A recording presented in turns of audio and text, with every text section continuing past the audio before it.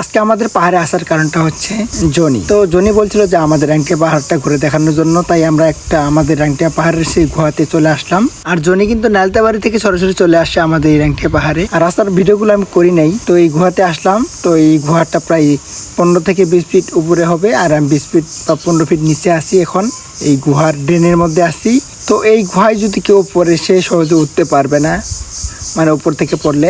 আমরা নিচ থেকে হেঁটে যাচ্ছি, আর জনি পিছনে ভিডিওটা করতেছে, আমি সামনে এগিয়ে যাচ্ছি। আর এই গুহাটা কিন্তু অনেক সুন্দর, আর এই গুহাতে সুন্দর প্রকৃতির হাওয়া বাতাস আসে। তো এর জন্য এই গুহাটা ভাল লাগে। যারা যারা এই গুহায় আসতে চান অবশ্যই কমেন্টে জানাবেন। এটা হচ্ছে আমাদের রাংটিয়া পাহাড়। তো আর এই রাংটিয়া পাহাড়ে একবার আসলে বারবার আসতে মন চাবে। আর এখান থেকে কিন্তু আমাদের রাবার বাগান কিন্তু বেশি দূর না, তো সামনেই। পাহাড়টা কিন্তু পাঁচগাঁও থেকে কম না, হ্যাঁ, দেখতে কিন্তু অনেক সুন্দর। তবে এখানে অনেকজন আসে না।